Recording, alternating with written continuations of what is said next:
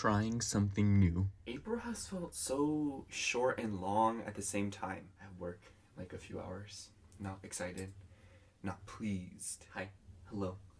Welcome back to my witch obsession.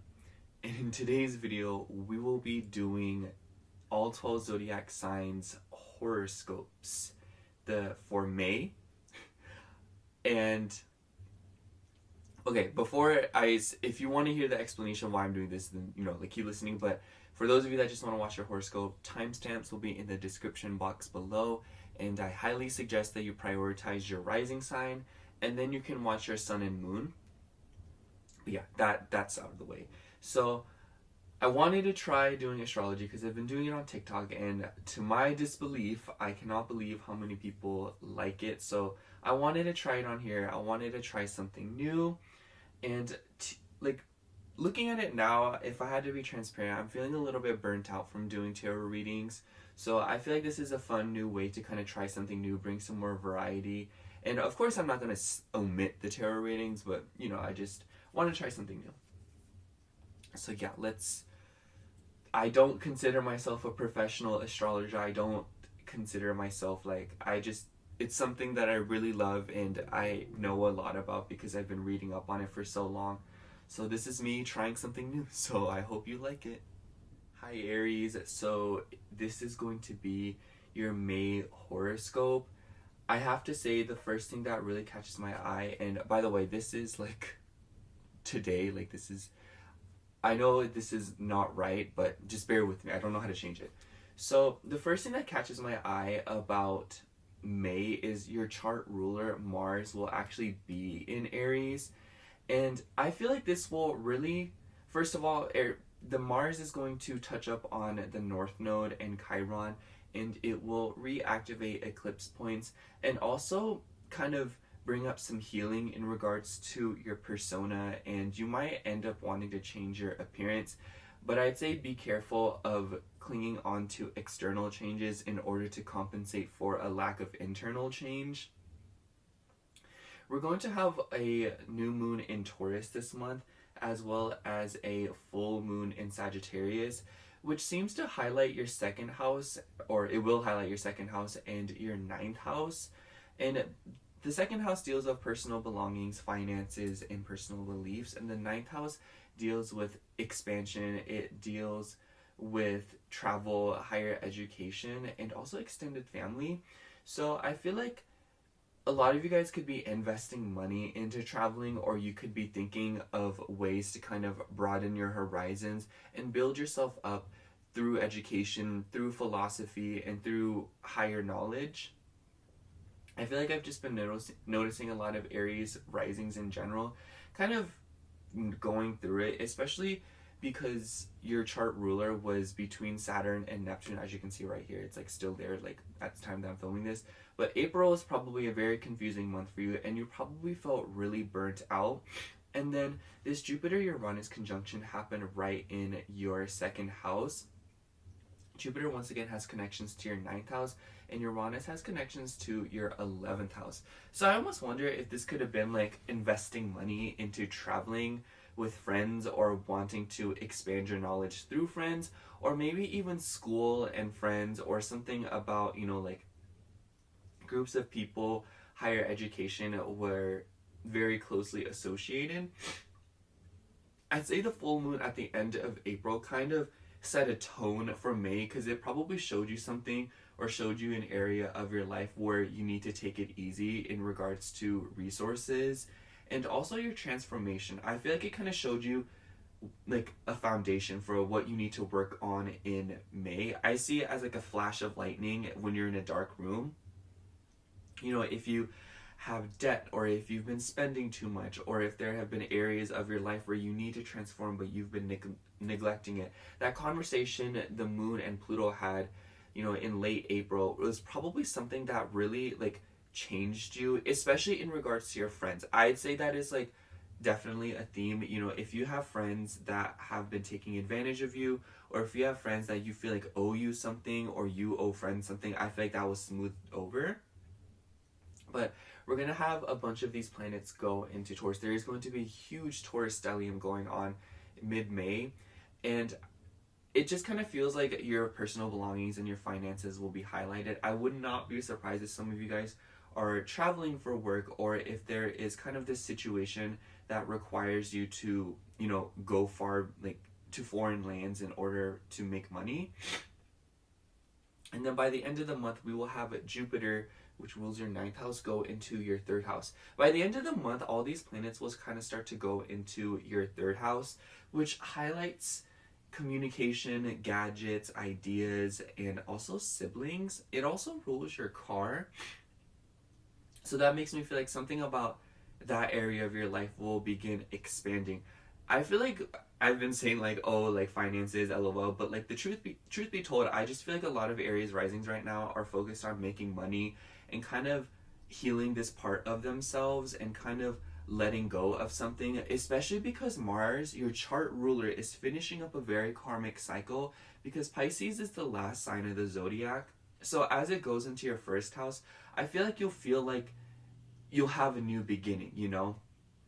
When you're watching this, you probably will already feel like, you know, like, okay, like, I know what I need to do. And especially because this Mars and Neptune conjunction that occurred was probably something that kind of like, it, maybe there's this over idealization or kind of like this reminiscing of the past. And when it moves into your 1st house, I feel like there's this tone of like, I literally never want to do that again, you know, or like, I want this. And I feel like that's a little bit vague, but basically what I'm trying to say here is that Mars being in the last sign of the Zodiac and then entering your 1st house and it being your chart ruler, it just makes me think of like, man, I remember when I used to, you know, like be broke or have no money, or I remember when I worked this job that I really hated, or I remember, you know, and it's kind of like this very daydreamy energy, and you're kind of like, I want to get back to that, you know, I want to do this again, or I literally never want to go back to that. And it kind of just like, I feel like you're working on yourself all of May and kind of building yourself up, because you're probably very exhausted. The eclipses literally happened in your sign, so it was probably just something that's been very exhausting and something that has, you know, forced a lot of healing. And this full moon in Scorpio that happened was probably something that kind of like, you know, forced you to see something. And then that new moon in Taurus that's going to occur, I think it occurs on like the 6th or the 7th, early May, and it's going to conjunct Jupiter. And, or at least it's going to get very close to Uranus and Jupiter. It's going to touch up on those planets, even if, you know, and it just kind of feels like you'll experience a lot of sudden changes and a sort of expansion and new beginning within your personal belongings, your self-esteem, and your finances. I feel like this could suddenly just be like, you know what, yeah, like I want this and I deserve it, you know? And I'd have to say, be careful of going spend crazy, or you might make very nice investments in the month of May if you're looking to buy something, especially with the transits in the 3rd house. I almost wonder if some of you guys are buying a car, or you're buying kind of like plane tickets or something if you are going to travel, because that, you know, full moon that's going to happen later in the month in Sagittarius, it will get close to Saturn and Neptune. I don't think they will square each other, but like, you know, they're still going to be in like those quadrant signs, if that makes sense. Like, it's still going to be, anyways, which kind of highlights that I feel like you will start to look into higher beliefs, and you will start to look into kind of like higher education and travel. I feel like the full moon will illuminate that and show you where you can go about this area of your life with more discipline and with more realism, so that you can kind of propel yourself forward in regards to your personal beliefs, your finances, as well as, you know, your communication and your ideas. I'd say that the month of May just really highlights you letting go of something and you coming into a new version of yourself, and then kind of carrying that into your personal beliefs and building your self-esteem from a different angle and a different perspective that you probably would have never thought to before. And I feel like by the end of May, you'll start to feel like yourself again, and you'll start to have like, it makes me think of like when something is like old and then it's like broken and then it's fixed and it comes back way better than it was before. I feel like that's what's happening in the month of May. You're going in kind of like broken down, or kind of like dissolved, if you will, with that Neptune and Mars conjunction, and then by the end of it, you'll start to feel a lot better. You'll feel like, wow, like I feel even better than I did before. And you'll definitely have a lot more money in your pockets, or you'll have a lot more opportunities to make money and to kind of create new things, especially because all these planets would hit up with Uranus and Jupiter, and Venus is going to go into Taurus and later in the month, and Venus loves being in Taurus. Venus, that's like her home sign. She's like, yeah, like I know what this is. So I would definitely expect big changes or unexpected changes or even unexpected expenditures in the month of May in regards to your finances.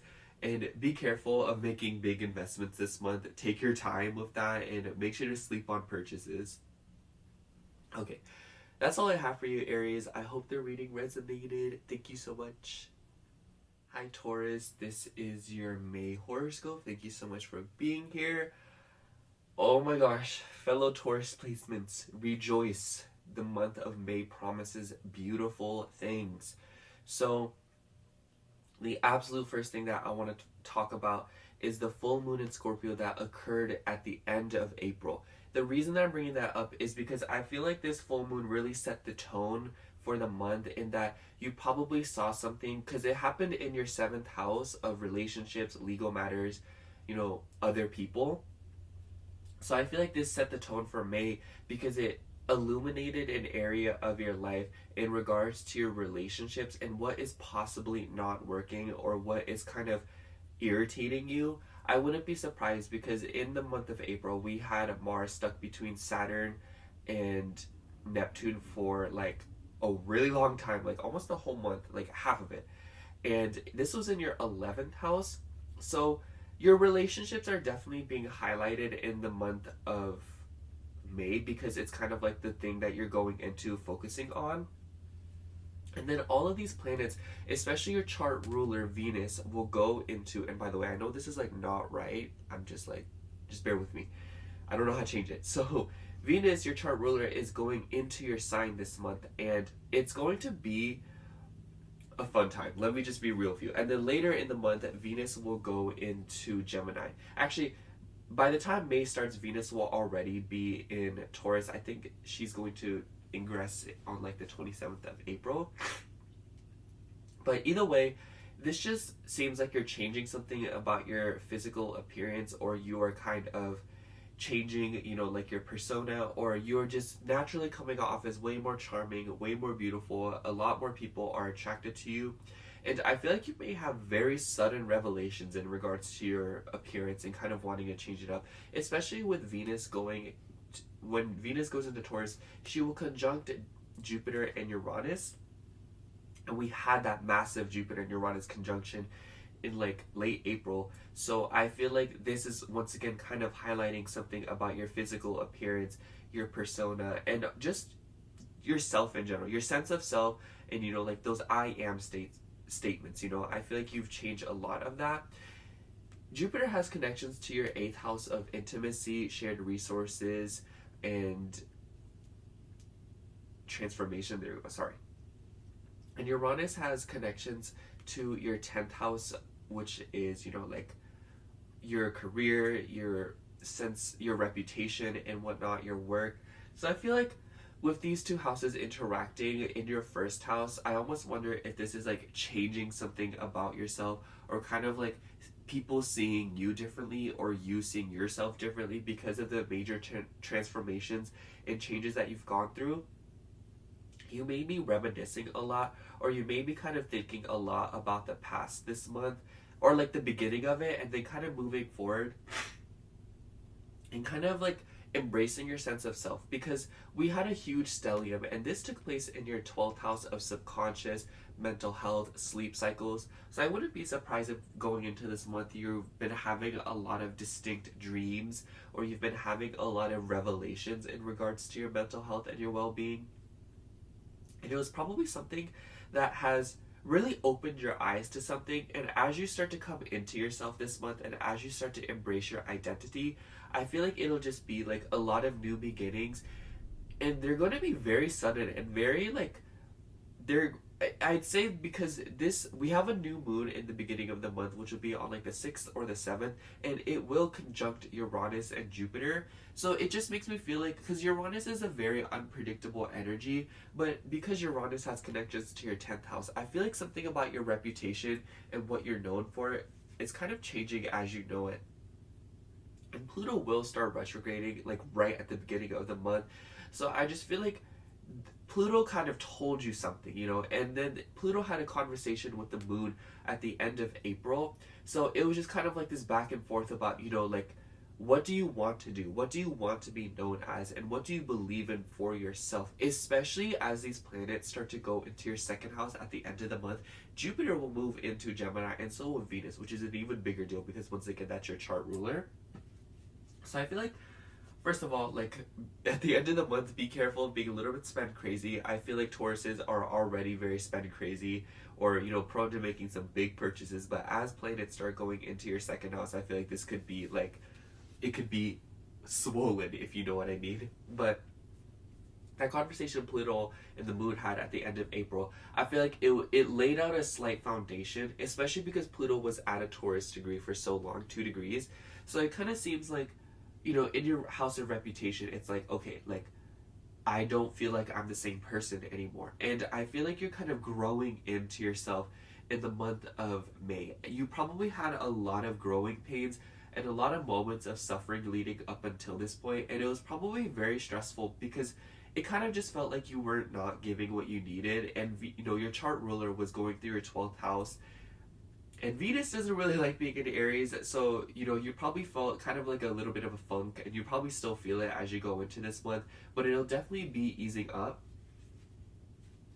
And then later in the month, we're going to have a full moon in Sagittarius, which will happen in your 8th house of shared resources, transformation, and intimacy.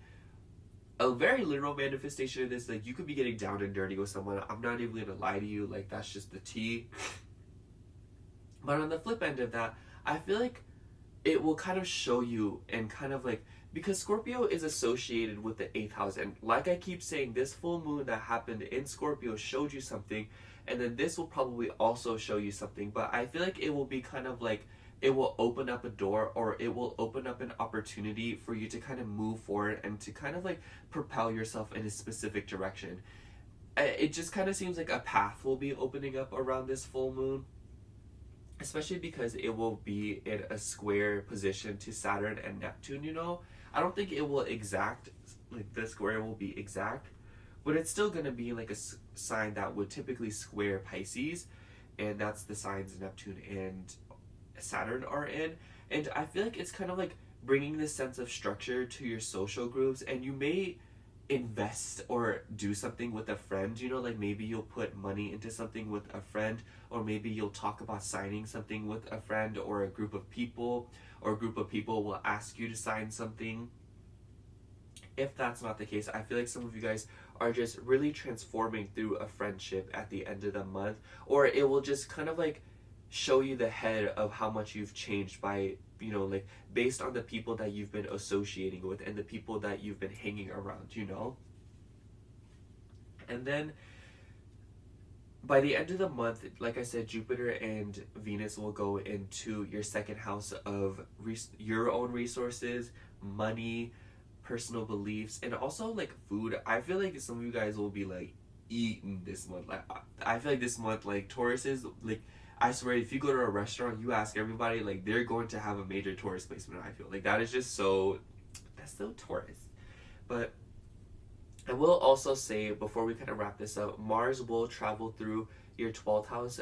Be conscious of your mental health cycle, and be conscious of repressed anger, or, you know, like, struggling with sleep. It's going to touch up on the North Node in Chiron, which will kind of re-agitate and ruffle some feathers in regards to the eclipses, and it will kind of bring things up, but you'll kind of feel like you have the tools to kind of deal with it, and it will be a lot more manageable because, you know, the ruler of the Aries solar eclipse was Mars, and Mars was stuck in between Neptune and Saturn, so it was just kind of like this confusing energy of like, okay, like, this is happening, I feel like I don't know what to do, but the intentions that you're setting right now the intentions that you have been setting throughout April will kind of be coming into fruition in the month of May. And you'll be seeing that you feel like you have a lot more tools to deal with mental health, situations and sleep patterns and whatnot. But just be wary of repressed anger, and especially within your relationships with other people, because Mars does rule your 7th house.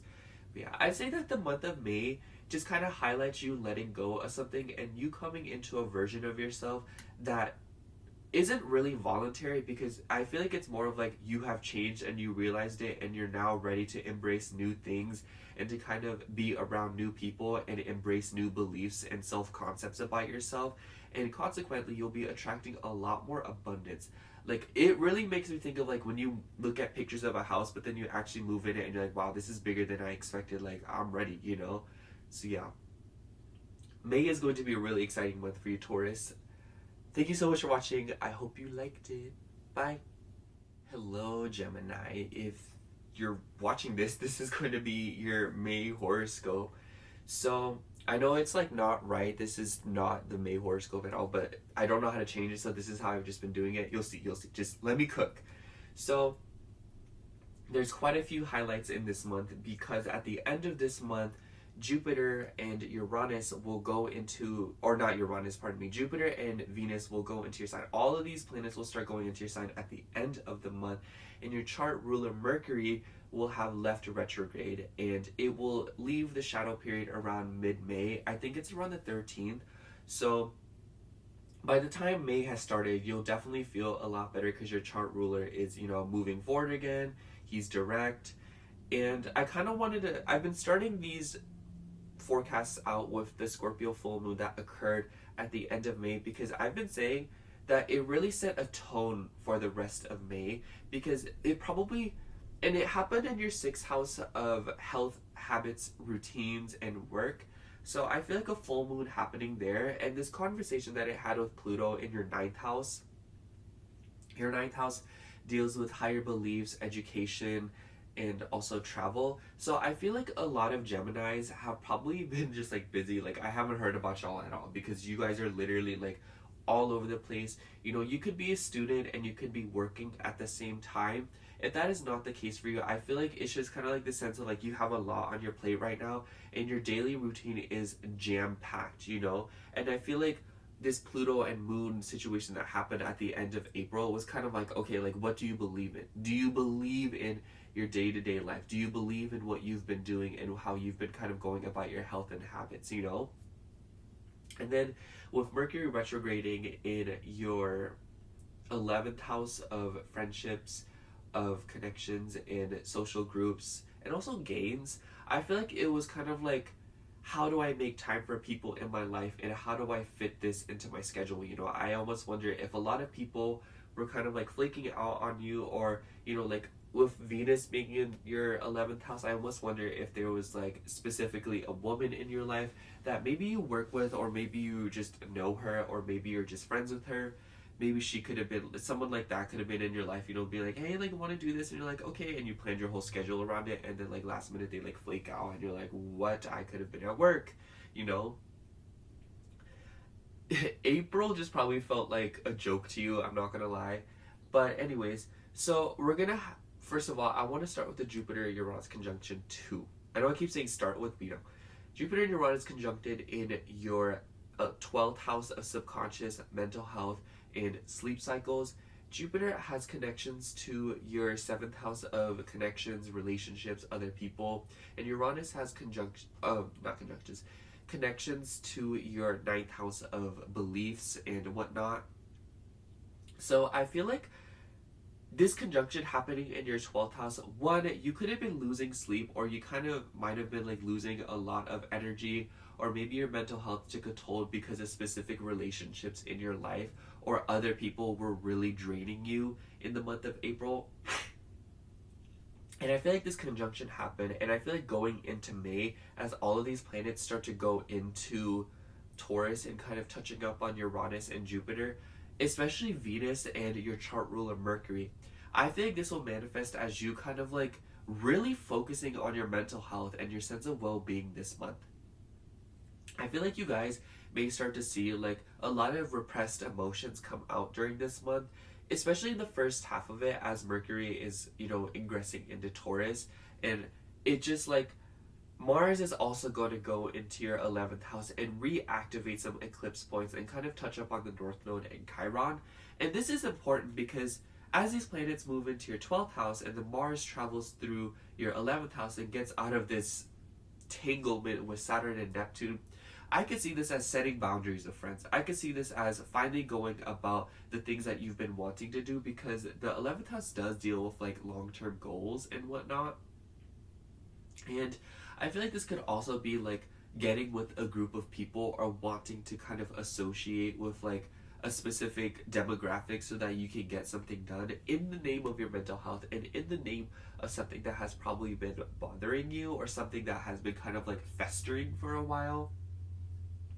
A new moon will also happen in your 12th house, so I feel like this is a great time to set new intentions for your mental health and your sleep cycles and whatnot. I know I keep saying that, but I just feel like you guys have been super busy and you guys have probably been feeling like you're running around the place and doing all of these different things, but you feel like you're getting little to no payoff for it, or you kind of just feel like you aren't really sure how to go about it. I wouldn't be surprised if with this entanglement that happened in Pisces with these three planets, you know, Mars, Neptune, and Saturn, I wouldn't be surprised if you were very confused about your career this entire, you know, all of April. But in the month of May, I feel like there will be a lot more clarity and a lot less inflammation in this area of your life. And you'll feel like you have like, you know, like a better grip of yourself, truth be told, especially because Pisces' traditional ruler is Jupiter, and Jupiter will be moving into your sign. And then, you know, with Mars going through your 11th house, I just feel like some goals will be initiated this month. I feel like things that you've been wanting to start will take place this month. You've probably been in a huge rut all of April. Just know that this will kind of start to dissipate in the beginning of May, and it will slowly kind of, you know, calm down and, you know, not be as agitated. It makes me think of like when you get like a mosquito bite and it finally starts to go away, or you put something on it, like you'll be given the tools that you need in order to alleviate a lot of the wounds that have been festering, especially with the eclipses happening in your 11th house. I wouldn't be surprised if for some of you guys, like, you got hurt by a friend, or you were ruminating about a relationship in your life that was platonic, that really cut you deep. I will also say that this will come to a head near the end of the month because we will have a full moon in Sagittarius. I don't know which date it is, but I know that it's like in the second half of the month. And so this will highlight your relationships, and Sagittarius naturally squares your 10th house because, you know, Pisces and Sagittarius square each other. I don't think the full moon will exactly square, but the moon will square Neptune and Saturn at some point. So I feel like this kind of just gives way for you to be like, okay, how do my relationships and how do my career interact? I could see this as like a work relationship being highlighted, and you kind of be like, okay, like I really need to make time for myself, or hey, like I've been hanging out with friends so much, or all these people want me to go out with them and I keep saying yes and it's just like not working for me, you know, like I'm losing hours, my job's like really behind, you know, and I really want to focus on myself and I really want to do things to improve my sense of well-being. And I feel like this full moon will kind of highlight areas of your life where you can kind of cut corners in regards to your relationships so that you can make more time for yourself and prioritize yourself. And then as these planets start to ingress into your sign at the end of the month, especially Jupiter, which is interesting because Jupiter rules your 7th house of relationships and other people, but it's going into your sign.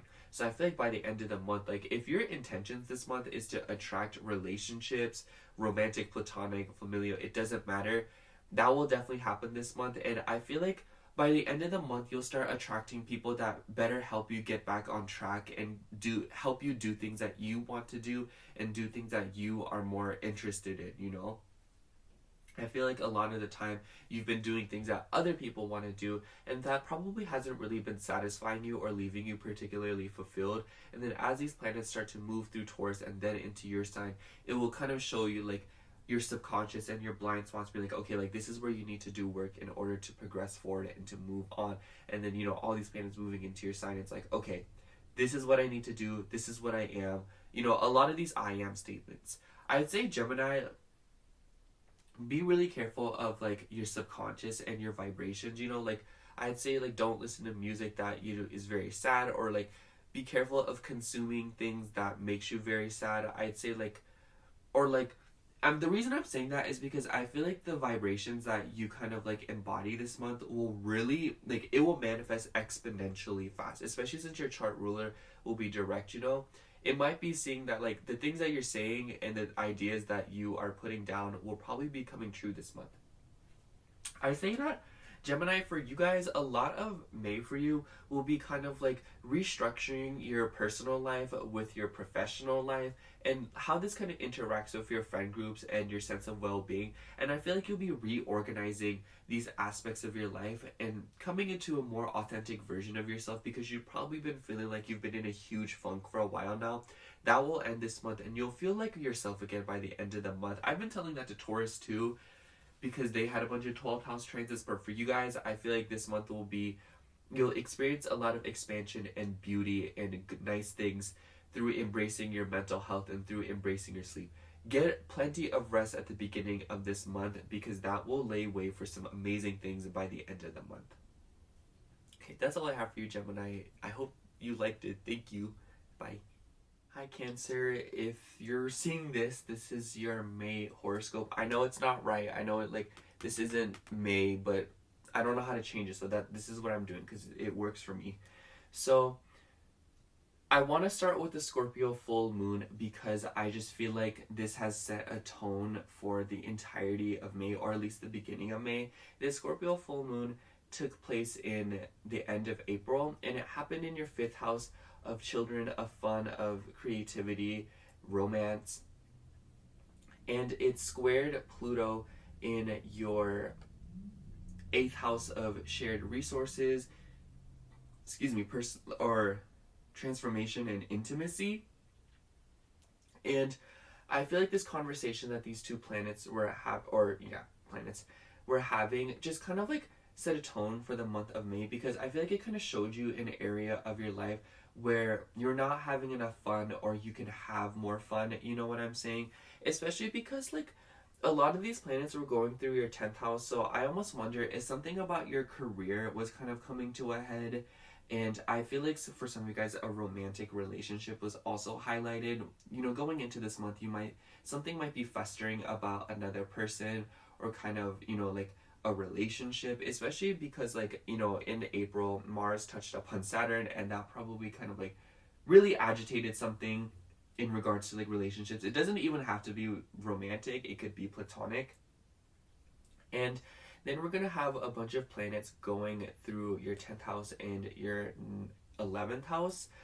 I feel like friendships are definitely being highlighted, because this Jupiter and Uranus conjunction that happened at the end of April took place in your 11th house, and Jupiter has connections to your 6th house of health, habits, and routine and work, and Uranus has connections to your 8th house. So I almost wonder if this could manifest as kind of like, for some of you guys, like this could have literally, like, it could have to do with the health of your reproductive organs, or maybe like something about, you know, like that area of your body could have been highlighted in the month of April, and it was something that maybe you needed to think about. Other than that, I feel like this was kind of like this epiphany that you had about your friendships and other people in your life and social groups. I could see this as like you have a bunch of friends and you realize something about them, or like you don't have a lot of friends and you realize you want more friends. Just something about your friend groups and something about social settings is something that was highlighted for you. And also it could have been directly linked to like a romantic relationship, or like a romantic matter, since, you know, like that full moon that happened in your 5th house. You'll have a new moon in your 11th house in Taurus, and this will take place in like the beginning of May. I also have to say, like, this full moon is probably like a big deal. I know I keep saying this, but I realize that you're also ruled by the moon. So whatever the moon's doing this month is going to be a really big deal. And you will have a new moon in your 11th house in like, I think it's like May 6th or 7th. And then we'll also have a full moon in Sagittarius in the second half of the month.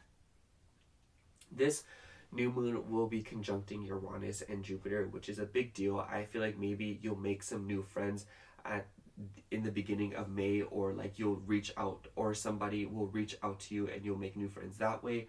Or maybe a friend will come to you about like a sort of like investment or something that could be, you know, related to, you know, signing something.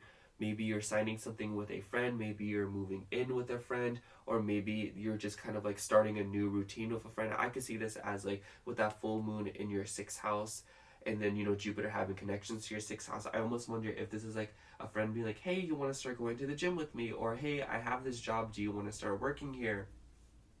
And then Mars will finally leave your ninth house. So I feel like with the ninth house thing that was going on, like ninth house rules travel, it rules higher education and whatnot. So I almost wonder if Mars getting out of your ninth house and away from Neptune and Saturn in Mars is gonna be in Aries by the time May starts. But I just feel like this is kind of showing that maybe in regards to like your education or your higher beliefs and your philosophies was a little bit hazy in the month of April, and that is definitely something that will be cleared out in May. Like you'll start to believe more in May. Like basically, I feel like if you're going into May with a lack of faith, just know that will be kind of purged and that will be kind of let go of.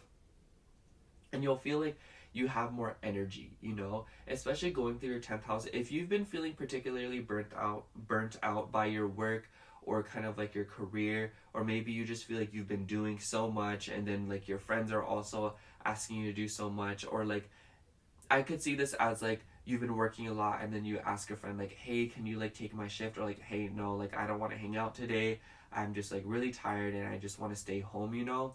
And I feel like this will kind of like inadvertently make way for a lot of rest and recuperation and a sense of balance in your life, because I just feel like the month of April is just like a very stressful month for you because like of work. You're probably feeling burnt out in regards to your career when it comes to April. Oh my goodness. And especially since you had an eclipse here too.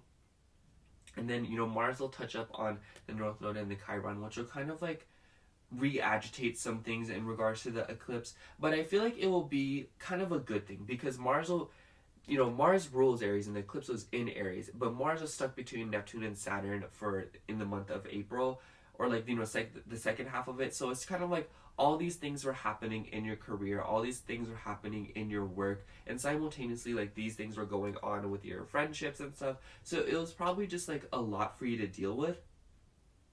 But as Mars moves through Aries, like this just shows like you'll have enough energy and you'll feel motivated to kind of deal with the things at hand, you know. I feel like some of the same issues may come up in May, but you'll better feel like you have the energy to deal with it or to just get through with it, you know. So like if you've had a coworker, or if you had, you know, like somebody at work that's been causing drama with you or exhausting you, I feel like this month you'll kind of be like, hey, like I'm telling my boss about you if you don't stop, you know, or like, hey, like I'm quitting, y'all don't pay me enough, you know. And it's just kind of like, especially with the full moon in Sagittarius, like I feel like you're gonna be like, hey, like you guys don't pay me enough, like I'm very exhausted, like I'm taking a week off or something like that, you know. Or maybe like you just got back from a trip or something, or maybe you're wanting to travel and like you aren't really sure, like, oh, like how am I gonna tell my job like I'm going to Cancun for like 2 weeks, you know. And then this month you're like, hey, like I'm traveling by the way, so like don't even try to stop me, you know. I also feel like if some of you guys have been wanting to pursue an education or learn about something else, or kind of like go after something in regards to like your higher beliefs and knowledge, I feel like this month you'll kind of go about that, or you kind of like initiate that, you know. So like, you know, if you're wanting to go to school, apply to a school, or maybe even like get away from a school or something like that, I feel like that will be kind of highlighted this month, to where you're kind of like, oh yeah, like I'm going to go to this school, or hey, I'm graduating, or something like that, or something that you have been learning about, or something that you have been kind of, you know, like putting your nose into to gain more knowledge will kind of come to a head this month, and it will be applicable. I could see this as kind of like being in the training process for a job, or kind of like learning about a new job, or waiting for information about a job, and then you'll kind of get it back by the end of the month. And then near the end of the month, Venus will go into Gemini, and so will Jupiter, which is a huge deal, and it puts an emphasis on your health, your mental health, and your subconscious, and your emotions. The 12th house is like kind of like a roll of dice in my eyes, but one thing's for sure is that you'll definitely see an emphasis on your mental health. And this could be because of your, you know, like daily routines and your work and, you know, like how much you've been putting on your plate. And, oh, sorry. Oh, never mind. I thought I was like saying something wrong. LOL. But yeah, I feel like the month of May, by the end of it, as Jupiter moves into your 12th house, you'll see a sort of expansion in regards to your subconscious. And I feel like you'll start to be very hyper aware of yourself, or you'll start to be very hyper aware of how things make you feel. So it's kind of like, do what you please with that. I feel like there's not much else to say about that. It just seems like your mental health will be expanding, and how self-aware you are at a subconscious level will begin to expand. And I just feel like the month of May just promises you finally getting a more adequate schedule that allows more time for fun, for excitement, you know, because I feel like you're going into this month like, what do I do for fun? Or like, I want to have more fun, or I want to, you know, like, you know, be in a relationship, or maybe there's like a relationship that you were thinking about. Like maybe some of you guys could have been going back and forth with a long distance partner, or you could have had like a long distance relationship going on. And I feel like you're kind of like, oh, like I want to spend more time with this person, or oh, I want to see this person, or oh, you know, like I just want to have more fun, you know, I want to go travel, I want to get out there. And I feel like May is a great time for you to kind of set those intentions and to kind of set those boundaries in regards to your daily routine and your work, so that you can make more time and have more energy to do the things that make you happy and, you know, bring out your inner child. Because your inner child is definitely like brought up at the end of April, and you're definitely going to be healing that by having more exciting new experiences, because you will be consciously making an effort to make time for that. So yeah, that's all I have for you, Gemini. Thank you so much for watching. I hope you liked it. Bye. Hi Leo, this is your May horoscope. So I know this isn't like not the right table, but I just don't know how to change it. I don't know where to find it. So this is what I'm doing. Okay, it's working for me. Okay, so there's a lot to talk about this month, but the main thing that catches my eye is your chart ruler. The sun will be in Taurus, and then eventually it will ingress into Gemini at the end of, or like sort of the second half of the month. And the sun moving through Taurus has to do with your 10th house of career, reputation, and just like overall public image. And then as it moves into Gemini, your 11th house of social groups, you know, friendships and gains, it kind of just seems like you're kind of structuring something in relates to your career. And I almost wonder if for some of you guys you could be moving for like a career or something, or like, because we have all of these planets going through your 9th house in the beginning of the month, and they'll kind of be leaving, you know. I'd say like end of April and beginning of May, these planets will kind of start finishing up their rounds in Aries. The eclipse happened in your 9th house of, you know, higher beliefs, education, travel, and even extended family.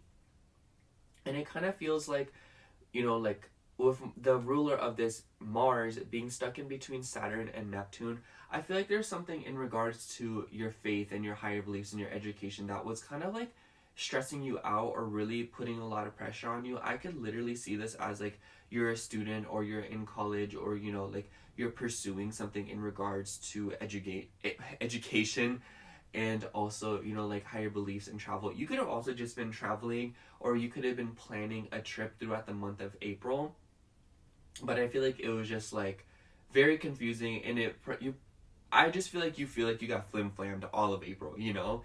And then, you know, by the beginning of May, you'll definitely notice that like there is a lot more structure and discipline in your life, and you'll feel like you have more energy. And, you know, like I say, like the energy will be directed towards what I just mentioned, you know, like higher beliefs, you know, knowledge and education, because Mars will get out of Pisces and away from Neptune and Saturn, and it will go into Aries, and it will reactivate some eclipse points. But one thing I will say is that you will feel like you have more tools to kind of deal with it. You know, you will feel like you have the energy to deal with, you know, like your education, your schooling and whatnot, and your higher beliefs. You'll feel like you're more motivated to believe in things, and that, you know what, like, yeah, like this is gonna work for me. Like this, I don't need to like sit here and be like, no, like this is not gonna work for me, you know, like maybe in the month of April, you're kind of like, oh, like, how am I gonna do this? I'm so stressed out, especially with Mercury retrograding in this house. Like, I feel like you were all over the place, you know? You were probably having to, you know, run around, travel to, like, who knows where, you know, and maybe you had to go on, like, a trip, or maybe something about your career kind of solicited a trip. These planets, Mars were also in your 8th house of, you know, transformation, of intimacy, of, you know, like, other people's resources. So I almost wonder if there was something confusing about debt, or kind of like, you know, maybe even like a legal matter, because I've been saying this for every sign, but the full moon in Scorpio that took place at the end of April set a major tone for the beginning of May, especially because it had a conversation with Pluto in your 7th house of relationships, of legal matters, you know. And Pluto has connections to your 4th house, so they're kind of going back and forth. So I almost wonder if, like, the beginning of May, you're sorting something out in regards to, you know, like, your family situation, your home situation, or something about, you know, your living situation. And maybe for some of you guys, like, you had to travel somewhere, or you had to, you know, like, go really far somewhere, or kind of like learn more about something in order to organize something at home, or in order to kind of like organize something for your career. You know, maybe you had to like move your schedule around, or maybe you kind of had to like sort a bunch of things out, and it was like very confusing, you know.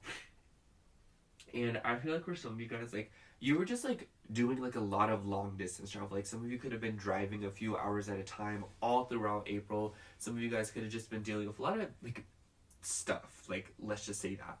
And with Jupiter and Uranus conjuncting in your 10th house, and Jupiter has connections to your 5th house of fun, creativity, and romance. Uranus has connections to your 7th house of committed partnerships, relationships, other people, and legal matters. So I feel like, you know, like, you could have experienced major shifts and changes in regards to those areas of your life. You know, maybe you wanted to start a small business. Maybe you were, you know, like, wanting to go about a business, or maybe, you know, like, you just experienced a huge change in your career, and it's like related to how you have fun. You know, maybe like this is like your boss be like, hey, like, I want you to start working an extra day, and you're like, no, like, that's the day I go out and have fun with my friends. Like, what are you talking about, you know? Especially with like your chart ruler moving through your midheaven, like you're in Taurus. I just feel like this month you'll be a lot more consistent with your career and your job. I feel like this month you'll just really be able to get back on track with your routines and your work, especially if you had to like step away from work for something, or if you had to kind of let go of work for something. You know, maybe you got let go from a job, or maybe you just took a bunch of time off, or you took a bunch of vacation, you know. Especially with Mercury, like I said, like, retrograding, and then Mercury will go leave the shadow period mid-month, and it will go into Taurus. And right before that, we'll have a new moon in Taurus that will actually conjunct Jupiter and Uranus. And so that just kind of makes me feel like you're going to be experiencing some more shakeups within your career. You know, if you started like a creative pursuit, or if you started something new within your work or your craft, you will kind of see it like propel forward once again in like the beginning of May. And then by the end of May, we're going to have a full moon in Sagittarius, which will kind of highlight whatever it is that this new moon kind of did, because it will be conjuncting Jupiter, and Jupiter is Sagittarius' ruler, slash the ruler of that full moon. So I feel like you'll just experience a lot more shakeups, and I feel like this full moon will kind of show you, like, first of all, like, y'all could be having a lot of fun, you know, by the end of, you know, May, because you'll also have a bunch of planets going into your 11th house, namely Jupiter and Sun, your chart ruler, and Venus. So I just think by the end of the month, you could be going out with friends, meeting new friends, seeing an expansion within your social groups, your friend groups, or kind of like a social media following. But I feel like this full moon will kind of be like, oh wow, like, I'm having fun, y'all. Like, I love this for me, you know? And it's just gonna be, I feel like it's gonna be a really exciting month, considering going into it, you'll probably be kind of like in the midst of sorting a bunch of things out in regards to your home life, how you travel, your schooling, your education, and your career. I feel like that will all kind of get ironed out in the beginning of the month, and by the end of the month, you'll have a lot more time, a lot more resources to do the things that you've been wanting to do for a while, and you'll just be having a lot more fun. Like, I feel like that's really the gist of it.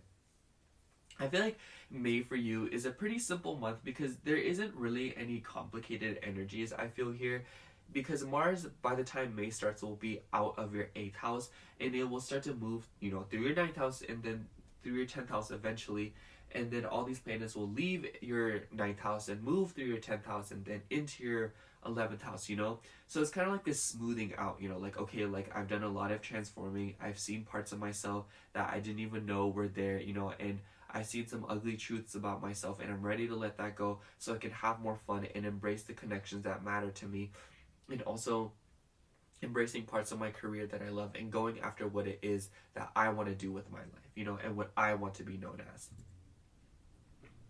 So yeah, that's all I have for you, Leo. I hope you liked it. Enjoy. Happy May.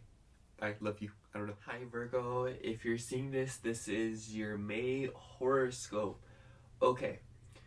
Oh my gosh, my poor Virgos. I just know you guys have been going through it. So the first thing that I wanted to start out with is this full moon in Scorpio that happened at the end of April. And I feel like this lunation was very important because, and by the way, I know this is like not the right chart. Bear with me. Like, I just don't know how to change it. Like this is what's working, okay? This is what's working, all right? Anyways.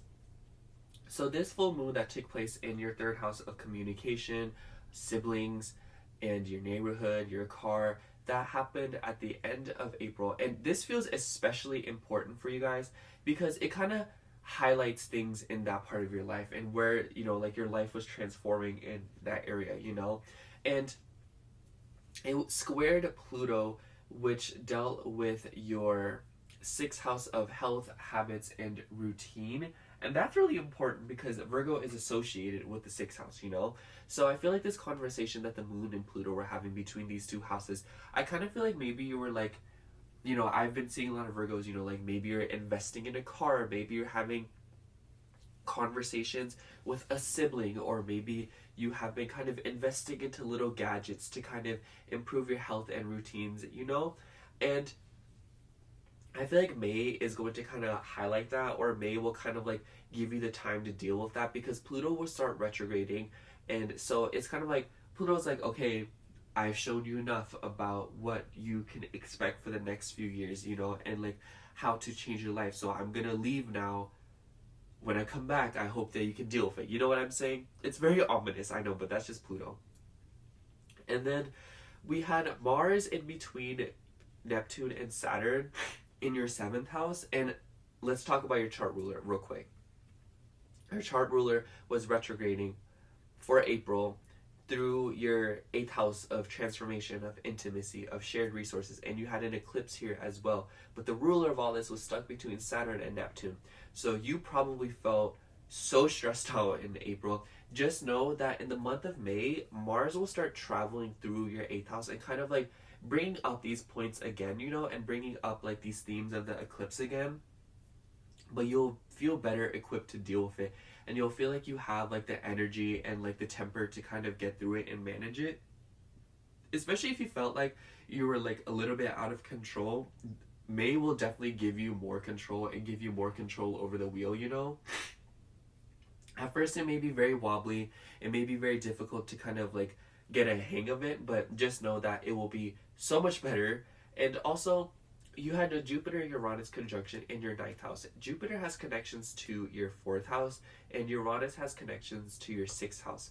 So the 9th house deals with long-distance travel, it deals with extended family, it deals with higher beliefs, higher knowledge, and whatnot. So something about those things in your life could experience a massive sudden change. Like I've been seeing a lot of Virgo rising say like they're going traveling, or they're graduating from something, or like they're just going out, or they're moving homes, or they're moving somewhere far away. But I feel like this was something that kind of just like happened, and you're kind of like dealing with it. I say this because Uranus has connections to your 6th house, and all of these planets will start to ingress into Taurus and touch up on Uranus, and we'll also have a new moon here in the 9th house. So I kind of just feel like, this month you'll be starting to see like new beginnings, and it will touch up on Jupiter as well.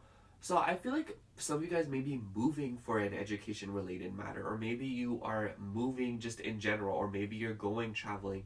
if you are, you'll start to see that kind of like come to a head, you know, in the beginning of the month, you know, and it's just gonna be like, you'll feel like you're better equipped with it, you know, because Taurus is like a very grounding, it's a very, you know, like planning type of energy, if you know what I mean. And so I just feel like you'll feel better equipped, you know, and then all of these planets will start to move into Gemini, which is your midheaven, namely Jupiter and your chart ruler Mercury. I think Mercury will actually move into Gemini in June. I'm not too sure, but I know that Venus, Jupiter, and the Sun will move into Gemini in like the middle of the month slash the second half of the month. And it'll definitely just highlight your career, and maybe with the ninth house influence and like the fourth house influence, like you're preparing to move for a job, or you're willing to go out of your way to go get a job, or maybe you are learning something about a job, you know. And you know, like you'll just see an expansion within your career, and you'll notice a lot of ease. And also with, you know, like Mars moving through your eighth house, like I feel like the career thing will kind of be like a back burner thing. I feel like the highlight of this month will be that you're kind of like focusing on ways to kind of structure your life and to kind of transform more and mop up a lot of the mess that was caused in April, so that you can, you know, like restore faith in your life and to also feel like you have a better sense of control. I'd say home is highlighted for you guys because near the end of May, or slash like the second half of it, we have a full moon in Sagittarius will happen in your fourth house, you know, of home, of family, of the past. So this will also kind of square, or like, you know, like Sagittarius squares the seventh house. So, you know, with Saturn and Neptune being there, I feel like this could be somebody from the past coming up, or maybe somebody that you haven't talked to in a while, you know, like talking to you. But maybe with like this whole Saturn, Neptune, and Mars, you know, like with these three planets dancing in your seventh house throughout the month of April, I feel like maybe you were very confused, or you kind of felt like you were in like a purgatory with specific relationships in your life, or maybe even a legal matter. And it could have been with a sibling, but it could have just been with anybody. I just feel like there was just relationships in your life that were really confusing you in the month of April. And as Mars leaves this house and, you know, moves into your eighth house, I feel like with that full moon too, it will kind of like force you to see something about a relationship, or it will shine light on a relationship, especially with somebody that you live with, or somebody that you're wanting to live with, or somebody that you just like haven't talked to in a very long time. And I feel like it will cause you to grow and kind of transform in very profound ways and see more parts of yourself. Like there are parts of yourself that you saw in April that like you like, or it's literally like the universe is like holding your eyes open, and it's like, look, and you're like, oh my gosh, no, like I can't. And like, you know, and then the month of May, as Mars kind of moves through the sign and kind of retouches up on those eclipse points, it will kind of like highlight this and be like, okay, now you can do something about it, you know. Or you're like, okay, you know, like I can either close my eyes or can I deal with it, you know. But like in April, you probably felt like you were like literally strapped down to a chair or something and you couldn't move. But know that May, you'll have a lot more control over your life, and you'll start to see a lot of completions in areas of your life that have been ongoing. And you'll start to see a lot of payoff in regards to routines and health habits that you've been participating in for a while now. You may even start like a new health regimen, or you might like experience a lot of shakeups and changes in regards to your health and routines, because all these planets will be touching up on your sixth house ruler in your ninth house. So I almost wonder if you will be, you know, like traveling or learning about a new health or habit routine, and maybe it'll be very like spiritual by nature. Maybe I just feel like you'll be living a much more intentional life by the end of May. Okay, let me just sum it up. May is about living a more intentional life in regards to your relationships, your home, and how those kind of things interact. And I feel like you'll be investing into yourself by kind of implementing new routines, new gadgets, and new items in your life that will kind of help you advocate for yourself. And I feel like you'll start to see parts of yourself that maybe you were a little bit stubborn to kind of address because like you felt like you couldn't do anything about it. But in the month of May, you'll be able to do something about it, and you'll finally change and transform in profound ways that allows you to look at your health, yourself, and your career, and, you know, like your sense of education a lot more differently. And I feel like May will just give you like a lot of new perspectives that allows you to go about your life in a much more organized manner. So yeah, that's all I have for you, Virgo. Thank you so much for watching. Bye. Hello, Libra. This is going to be your May horoscope. I know this isn't the right chart, okay? Like, just bear with me. Just let me cook. I don't know how to change it. This is what I'm doing, okay? Okay. So, I have to say there is not a lot going on for you this month, other than your chart ruler moving into Taurus, or your chart ruler being in Taurus and then moving into Gemini. And the reason I say that not much is happening for you guys is I feel like there's a lot of, like, not many major events occurring for you. And it's more so of, like, you've already had, like, the major events, and this month will kind of be, like, you smoothing things out and getting comfortable. It makes me think of, like, you know, when you move into a house and you have, like, all your stuff everywhere, and then you're like, okay, like, I have moved, all my stuff is here, let me start organizing, you know? And I feel like May kind of gives way for a sort of decluttering that will happen in regards to your relationships and your routines and your health, as well as your sense of transformation and your shared resources. Sorry.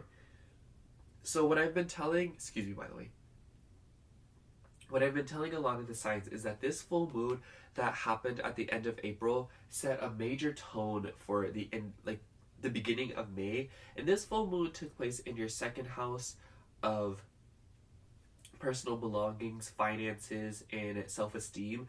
And it squared Pluto in your fifth house of romance, of creativity, of children. And then all of these planets that were going through your seventh house, which is really important because Libra is associated with the seventh house. I just feel like there's something about your personal beliefs, your personal belongings, and how that interacted with relationships, especially a romantic one. If that was, you know, like, if you are in a romantic relationship, it just seems as if though a lot of Libras right now are doing a lot of healing and, you know, addressing a lot of blind spots in their emotional fabric, and it is coming up through relationships, you know. I feel like May will also be a great month for you because you'll start to kind of like re-establish your routine and kind of like get a feel, because maybe, like, you know, something about your living situation could have been particularly turbulent because of other people. But regardless of the case here, we're going to have all these planets ingress into Taurus slowly at the beginning of May, which highlights your eighth house, which deals with shared resources, transformation, and intimacy. And then Mars will move through your seventh house and reactivate some eclipse points. And this feels especially important because I feel like a lot of you guys will just feel more well equipped to deal with relationship problems, or you'll feel like you're able to kind of implement the realizations that you had about relationships. You know, like if you realize, you know, somebody's not right for you, I feel like this month you're gonna break up with them. Or if you realize that somebody is worth your time and energy, you're kind of be like, okay, with these planets moving through your eighth house, let me be more vulnerable, let me be more honest, let me be more intimate and show this person how much I care about them, you know. Or showing up for yourself, you know, and kind of like believing in yourself, you know. And it's like Pluto will retrograde like literally like right at the beginning of May. I think at like May 2nd it'll start retrograding. So I feel like Pluto doing that is kind of like, okay, this is what I'm showing you for the next 15 years. I'm gonna go back to Capricorn, but let me come back later, alright? So it's kind of like, alright, y'all, like, you know, it makes me think of like Toy Story, you know, like Andy's here, you know, like when Pluto goes back into into Aquarius like next year or something, it will literally give that vibe. Like Andy's coming, you know, like we all drop and we're like, okay, like Pluto's move side, like it. Anyways, so we're also gonna have a new moon in Taurus, which will conjunct Jupiter and Uranus. And it just kind of feels like something about your shared resources, something about your transformation and intimacy. Like, I'm not even gonna lie with some of y'all. Some of y'all may be getting down and dirty with someone, or some of you may share like a very intimate moment with somebody. And it could be in regards to work, since the moon does have connections to your midheaven / like your career, your reputation. And then Jupiter has connections to your third house of travel, of communication, or not travel, of ideas, communication, your car, you know, your neighborhood, siblings. So some of you guys may have like a very important conversation with a sibling that kind of expands your resources or kind of expands some things within like your relationships. Like I feel like this could be you having a realization about a relationship that you had with a sibling growing up, and then you're kind of like, ooh, like that wasn't correct, y'all. You know, like that really influenced my personal relationships and how I go about my connections, you know? And then your chart ruler Venus will go into Gemini by the end of the month, and Jupiter will also go there. So I just feel like something about, you know, your ninth house is expanding, and the ninth house deals with school, it deals with higher education, it deals with higher beliefs, it deals with philosophy, long distance travel, and also extended family. So something about that area of your life could be expanding, you know, maybe you're going back to school, maybe you are leaving school, maybe you are pursuing something else within school, you know? Especially since these planets will be moving through your 8th house before they start moving into your ninth house. So I feel like this is like a rest and recuperation period of like, I feel like the beginning of May, you're going to be in like this very introspective mood, and you're kind of being like, you know, thinking about things and kind of like making very conscious, level-headed decisions within your relationships to kind of like change them and to kind of like assert yourself more, set some boundaries, and kind of like communicate something. Because Mercury was retrograding in this house as well.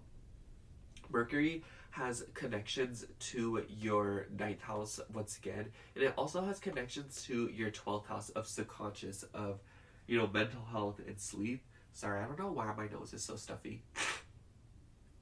But I feel like maybe some of you guys are turning to faith, or maybe some of you guys are turning to believing in something. And you know, with that full moon that happened in your second house, I feel like May, you're going to be building up your self-confidence and kind of building up, you know, like your vibes, you know, so that you can kind of go about your relationships the way that you want and really go after the things that you want, you know? Especially like, you know, late June, we're going to have a bunch of planets moving into your 10th house. So I feel like right now you're doing a lot of foundational work, and you're doing a lot of transforming in regards to, you know, like your routines, your health, and, you know, like your personal belongings, your money, and also like your relationships, you know, and like how those kind of things interact. I feel like you experienced a lot of shakeups within like your relationships and your money, and how kind of those two things interact, and how it can also just like be tied to your immediate living situation and your like items, and like your like when I say items, like I say like gadgets, you know, like your phone, like your car. Maybe you heard back from somebody through that, or maybe like you're wanting to like go drive and go see someone, you know. I feel like May is kind of like, just to put it simply, you know, Mars will also be moving out of, you know, this 6th house, and like that just feels really important because Mars is your 7th house ruler. So I feel like you guys experienced a lot of shakeups and like, you know, confusion in your routine because of other people, and it was probably really dysregulating for you. But I feel like, you know, like in May, you'll kind of, okay, let me just sum up your May horoscope before I keep blabbering on. I feel like May, what's gonna happen is you're going to like set a tone and kind of like set some boundaries in your relationships and start fixing up your routine and kind of like establishing something more steady for yourself so that you can live an easier day-to-day life. And I feel like consequently this will give you a lot more time to really reflect and think about, you know, what has happened so far, and to kind of transform in profound ways with these sort of intimate, like these intimate settings of either other people or with yourself, you know, and getting in connection back with yourself so that you can have more fun in your day-to-day. And then by the end of the month, I feel like you'll have like a better idea of, you know, what you believe in, how you want to move about your life, you know. We're also going to have a full moon in your 3rd house. And this will naturally like have a square aspect because, you know, like Sagittarius and Pisces square each other. And so I feel like something about your daily routine will kind of like be brought to light at the end of the month. You're like, okay, like this is what I need to do, you know. And then with the 9th house being activated, with all these planets moving in there, especially your chart ruler, you could be traveling by the end of the month, or you could, you know, be pursuing a higher education by the end of the month, or like you'll just restore a lot of faith in your life, you know. I just feel like May will be about believing again and kind of like establishing a routine to prove it, especially with your relationships. Okay, that's all I have for you, Libra. Thank you so much for watching. Hello, Scorpio. If you're seeing this is going to be your May horoscope. So don't mind the chart. I know it's like not the right one. I don't know how to change it. So like this is just what we're working with. And it's worked for me so far. So let me cook. Anyways. So May for you guys puts a highlight on relationships, travel, and kind of letting go of things or kind of organizing things in regards to creativity, romantic situations, and whatnot. So the thing that I've been starting with is the Scorpio full moon that took place at the end of April. And this felt really important because it squared Pluto, which is your chart ruler. Especially for you, this is really important. And I feel like, the moon and Pluto had this conversation between your first and your fourth house. So definitely going into May, there's this tone about your home life and how that exactly interacts with your relationships, your sense of transformation, and also like your health and your routine. I've seen a lot of Scorpios just like literally sick. Like you guys are probably just like ill. Like I wouldn't be surprised if sometime during April you were just like deathly ill, especially with Mercury retrograding in your sixth house, But by the time May starts, Mercury will ingress into Taurus, so will Venus, and all these other planets. And then Mars will move through your sixth house. So I feel like I have to say, because like Mercury and Venus and all these planets moving through your sixth house kind of like agitated your health and your routine, maybe made you very sick. And then the eclipse was in the sixth house.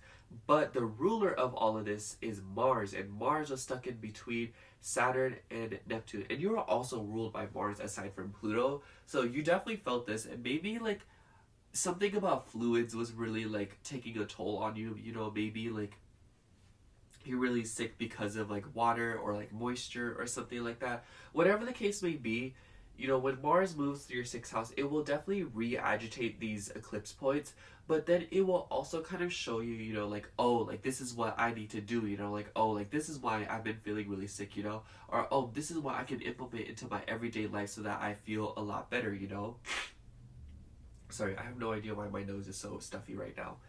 And then all these planets will start to ingress into your seventh house. You also had a Jupiter and Uranus conjunction in your seventh house. And Jupiter has connections to your second house of personal belongings, finances, and self-esteem. Uranus has connections to your fourth house. So I feel like this kind of re-highlights what I was talking about with like this Pluto and Moon conversation at the beginning. Because it kind of like, you probably had like a bunch of shakeups in regards to your living situation, in regards to your family, and even reminiscing about the past. And I feel like there's something that you're wanting to like not repeat, I could see this as kind of like, this happened to me a long time ago. I'm not letting that happen again. I am not my past, Especially when it comes to your relationships. And, by the end of the month, Venus and Jupiter will move into Gemini, and this is an interesting energy to me because, Gemini rules your 8th house of transformation, of intimacy, of shared resources, and Scorpio is associated with the 8th house. So I feel like by the end of the month, I feel like you'll be flying a little bit more under the radar, or you're kind of feeling like you're able to kind of transform and make a lot of the changes that you've been wanting to see. And the reason that you'll start to see these changes, I feel, are because of, like moments you share with other people. I feel like you'll really start to see yourself in other people this month. Or you'll start to kind of see where you need to change and transform through other people. Especially when Mercury moves into Gemini as well. I don't think Mercury is going to ingress until June. I think it's going to be like beginning of June. But irregardless, I just feel like, Mercury ruling Gemini will kind of like highlight that, and it will just kind of be like, okay, like this is how I can communicate. These are the ideas and these are the things that I can implement into my life. And, sorry, what was I saying? Mercury has connections to your 11th house of friendships, of social groups, of gains. So I feel like maybe some of you guys are healing through a friendship, or some of you guys are kind of transforming through a friendship in your life. And then Venus, which is your 7th house ruler, will be moving through Taurus, and then she will also ingress into Gemini. And Venus also has connections to your subconscious of your mental health and your sleep cycles. So I just feel like maybe some of you guys will like encounter a woman, or like something about like Venusian themes will help you transform, you know? I know I keep saying that, but like seriously. And then Mars will move through Aries, like I said. It just kind of like, it feels like all the same thing, you know? I feel like Scorpios are kind of like going through like a very like a very linear theme, you know, because I feel like you guys are just focused on like one or two things right now. And that is your relationships, your routine, and like your home life, you know. And I feel like you can kind of combine the routine and the home life together, because it just kind of seems like you're going into May inspired by something, you know, like maybe you're going into May kind of like interacting with different people in your life because you want to commit, because you want to get into a relationship, or because you want to move in with somebody, or because you want to, you know, like move away from something, if you know what I mean, you know? And, you know, in the beginning of the month, around like the 6th or the 7th, we're going to have a new moon in Taurus, which will conjunct Jupiter and Uranus. And I just feel like that will cause a lot of shakeups in your relationships, and you might just like meet someone new, and you could meet them abroad because the moon has connections to your 9th house of like of long distance travel, of higher beliefs, of education. So maybe you could meet someone through like a school setting or through like traveling. And then later on in the month, we're going to have a full moon in Sagittarius, which will hit your 2nd house of personal beliefs, finances, personal belongings, and whatnot. And Sagittarius naturally squares Pisces, and right now Saturn and Neptune are in Pisces. So I feel like the 2nd half of the month, something about your personal beliefs in regards to like a matter dealing with a creative endeavor, children, or, you know, like just how you have fun will kind of be highlighted, you know? I feel like by like the beginning of the month, like you're just working, you know, like you're doing all these things, you know, you're putting all this effort into these connections, these people, your routines, you know, and like I feel like you're just kind of like running around, you know, and like you're doing all of these different things. But then by the end of the month, I feel like it's just really important to pace yourself in the month of May and don't overwork yourself, because I feel like Mars moving through your 6th house will kind of like expand or like agitate your day-to-day routine, you know, and you're kind of like, oh, like I'm so tired but I have to go to work, you know, or oh, I'm so tired but I have to go to the store today, you know, and stuff like that, especially because you are recovering from whatever it is this eclipse did to your physical body, you know. And so it's just kind of like, I feel like this full moon will kind of show you like, hey, like why are you like all work and no play right now, you know, like you need to have some fun, especially with like it being in your person, like this 2nd house. So I feel like maybe some of you guys will like make a very nice purchase at the end of the month that will kind of allow you to have more fun, or maybe you've been working to make a specific investment, and I feel like this full moon will kind of show you like, oh, like hey, yeah, like this is what you can do in order to make this purchase, you know, like if you're wanting to buy this, you can have it, you know. And with all these planets moving through your 8th house, I almost wonder if it's you like signing something, or kind of like, you know, like having a very intimate conversation with somebody to kind of be like, oh yeah, like this is what I want to buy, how can I buy it, you know, like, oh, like just sign these papers, you know. Obviously that's one manifestation of it, but irregardless of the case here, May is just going to be a month for you where you're literally just working to kind of like carry through intentions that you set in April, and you'll experience a lot of forward movement and a lot of changes. But it's just like by the end of the month, I feel like you will be very tired, and it's like really important to set boundaries in regards to your work and your daily routine so you don't burn yourself out. And this full moon will show you like, hey, like why aren't you not like having fun, you know, make some time for fun and embrace your inner child. So yeah, that's all I have for you, Scorpio. Thank you so much for watching. Bye. Hello, Sagittarius. Welcome to your May horoscope. I'm a Sagittarius rising too, so I'm a little bit biased, but don't tell the other signs. Okay. Sagittarius, there's a lot going on this month for us. Excuse me, for you guys. No bias, no bias. So, you're going to be experiencing a lot of expansions within your daily routines, and I've been noticing a lot of Sag risings are implementing new things in their day-to-day life, or kind of like practicing new rituals and habits to really improve their health.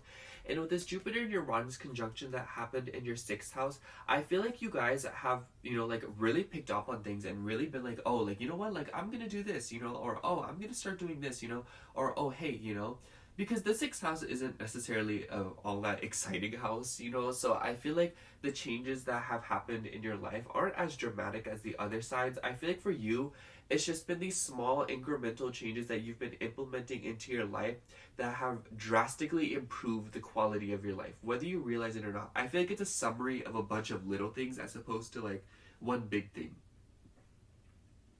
Excuse me. And I've been starting out a lot of these horoscopes with this Scorpio full moon that took place at the end of April. And for you, it happened in your 12th house. And then Pluto, it squared Pluto in your 3rd house. So the 3rd house deals of communication, it deals of siblings, your car, gadgets, and stuff. And then, oh, by the way, I know this is like not the right chart. Like, let me cook, okay? I know like this is not correct, but let me cook. So and then the 12th house deals with your subconscious, your sleep patterns and whatnot, and your mental health. So I feel like this square between the 12th and the 3rd house kind of just like suggested and set this tone that for May, it's just like, I feel like there's something about like your daily routines, or there's something about like your health, and there's something about, what you're doing every single day that's kind of like, hey, like, how is this making me feel? How is this impacting my day-to-day life? Like, what is this, what I want? Is this, what I need? Like, how can I improve my mental health, especially with all these planets moving through your 5th house in the beginning of, or like the end of April, and then at the beginning of May all these planets will start moving into Taurus. And it's just kind of, it's interesting because I feel like a lot of you guys have been like all work no play, so I feel like May is going to show you like, okay, these are the things that you have implemented in April, and this is how you have made time to have fun, especially because your 5th house ruler and the ruler of this eclipse, the Mercury retrograde that we just finished, was in Pisces and stuck between Neptune and Mars. Or not Neptune and Mars. Mars was stuck between Neptune and Saturn, which made way for a very confusing situation in regards to your family, your home life, your just home and living situation. And then like this square that happened between Pluto and the moon is kind of like, okay, well, what can we do in order to improve the living situation? Like, what can we do to kind of like, and then you're kind of like, I don't know, I feel like this is what I'm doing, this is what's working for me. And then as Mars moves through your 5th house, I feel like you've been secretly ruminating a lot recently about how to have fun and what you can do to kind of bring more joy into your life, especially because the 4th house deals with the past, so this could be like, oh, like I used to do this all the time to have fun, like I used to do all of this stuff, like I used to go out all the time, but like now I can't because I'm like working, I have all these responsibilities now, I have to like do this stuff at home, like this thing that's going on in, with like my family and stuff, and now I'm just like, I can't really do it. But I feel like as Mars moves through your 5th house, you're gonna be like, you know what, I'm gonna do it. I can see this as like, maybe you like to go out every night, and or like every Friday night. Every night is crazy. Or maybe you just like to, like, there's a thing that you've been wanting to do, like a hobby that you haven't done in a while. I feel like in the month of May, you're going to like pick that back up again, or you're kind of be like, okay, I want to do that again. It's been a while. Especially with Mercury retrograde being in your 5th house, I feel like the Mercury retrograde, you guys got the long end of the stick because, it was like not as bad as other signs. I feel like for a lot of other signs, especially like Scorpios, I feel, and like Virgos, like they literally got flim-flammed. Like they were thrown around like a rag doll, whereas you guys are like, I haven't been having a lot of fun lately in my life, so how can I change that? So all these planets are going to move through your 6th house, so I feel like first of all, I think that you guys are going to be investing a lot into your day-to-day routine, especially your diet, because Taurus rules food. So I almost wonder if in the month of May you're going to be spending more money on food, or you're going to be investing into something in regards to your food and your health and your daily routines. And then this is huge because your chart ruler Jupiter will move into Gemini at the end of the month. I think it's like the 27th. So that highlights your relationships, that highlights other people, that highlights legal matters. More so the first two than the third one, but the third one could be a possible manifestation of it. And then we're going to have a new moon in Taurus that conjuncts your chart ruler right before, like, or like a few weeks before Jupiter actually ingresses into Gemini. And you know, with the fifth house themes, some of you guys may be reconsidering dating. You know, if you've been in the dating scene for a while, maybe this is you being like, you know what, I'm done with dating. I'm going to focus on what I want to do and focus on my routines and focus on my health, you know? Or it could be like, hey, like, I've just been doing so much work on myself. Like, I feel like I'm ready to, you know, meet somebody, you know? And then as these planets move into Gemini at the end of the month, like, I really do feel like you guys are going to be like, oh, you know what? Like, I really want to, you know, like, there's going to be highlight on relationships and other people, especially if you have like a creative endeavor and like that, like if you have like clients or like if you work with other people, just other people will be highlighted in the month of May, you know, like by the end of it. And then you're going to have a full moon in your sign. I think it's like, actually I don't know when the full moon is, but I know it's in the second half of the month. And this will naturally square, you know, Pisces because Sagittarius and, you know, and then I don't think it will be an exact square, so it won't be as much of a pinch. But the energy will definitely be there. And with Saturn and Neptune being here in your fourth house, I just kind of feel like by the second half of the month, you're going to kind of realize something that you need to do in regards to a living situation and how you can kind of switch it up in order to make it more convenient for yourself and to kind of make it more prolific, you know?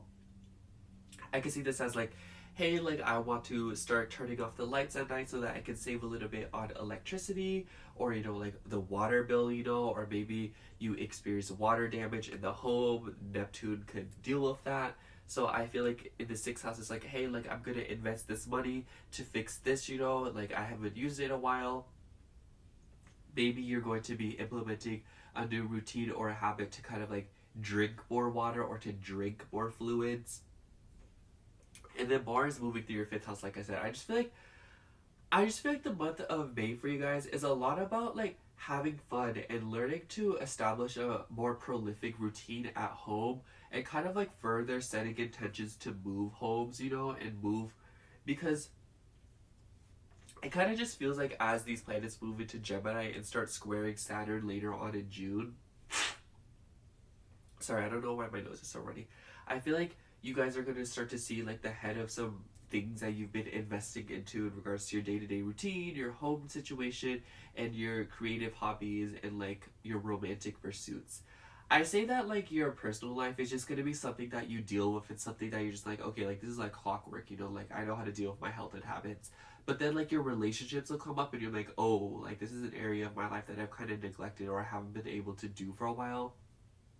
I've noticed a lot of Sagittarius placements have been single or like not that invested into dating and relationships for a while now. So you'll definitely see that be highlighted by the end of the month as your chart ruler moves into your seventh house of relationships. So yeah, May is going to be like a really good month for us. So just hang on tight, my fellow Sagittarius, rising Sagittarius placements. You're going to be fine and you're going to have a better grip of your living situation. Anyways, that's all I have for you. Bye. Love you. Hi Capricorn. This is going to be, or welcome to your May horoscope. I'm literally never done it. Okay, two things. One, my nose is really stuffy. You're going to hear that.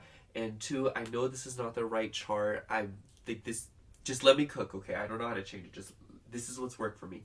I've gone through 9 signs already and it's worked for me. Just please. Anyways. So, I say that for Capricorns, there isn't anything too crazy happening for you guys. However, I feel like May is about to be low-key a really fun month for you guys, you know? But I'd say that it's important to not have a little bit too much fun. And the reason I'm saying that is because you're going to have all these planets move into your fifth house of romance, of creativity, of like inner child, children. So some of you guys maybe just be having fun, embracing your inner child, and y'all just might be out here this month, you know? You experienced a Mercury retrograde and an eclipse within your fourth house of home, family, the past, and your living situation and whatnot. And the ruler of all this was stuck between Saturn and Neptune for pretty much the second half of April. And I've been telling this to every other sign, but or like every sign pretty much. This full moon in Scorpio that we had that squared Aquarius at the end of April feels like it set a major tone for the beginning of May. And the reason I say this is because this full moon happened in your 11th house of friendships, of social groups, and gains. And it squared Pluto in your 2nd house of personal beliefs, finances, and, you know, personal belongings. So I feel like this kind of manifested for you guys some, like, you know, like, re-evaluating your values when it comes to social media, your friends, and the groups of people that you're surrounding yourself with, you know? And I feel like this is a theme that you're going into May with, as all these planets start to move through your 4th house, and then kind of like finish that up and then move into your 5th house, you know? I'd say that all the 4th house transits will kind of end, but Mars will move through the 4th house. And Mars is kind of lagging behind, but Mars is going to reactivate some eclipse points, especially as it touches up on Chiron and the North Node. But I've been telling every sign, like, this is a good thing because Mars being stuck in Pisces between these two planets has been so confusing, and it has probably caused like a lot of confusion in like your relationships with your siblings, or like, you know, your day-to-day life, your ideas, communication. You've probably found it very hard to communicate effectively all throughout April, or you probably just found it very difficult to kind of say what it is that you're wanting to say. And then as it moves through the 4th house, you know, people that you live with, people that you are in close proximity to, like, you're really going to let them know, be like, hey, like, this is what I think, you know, especially with Mercury going direct. And then in the middle of May, it will ingress into Taurus.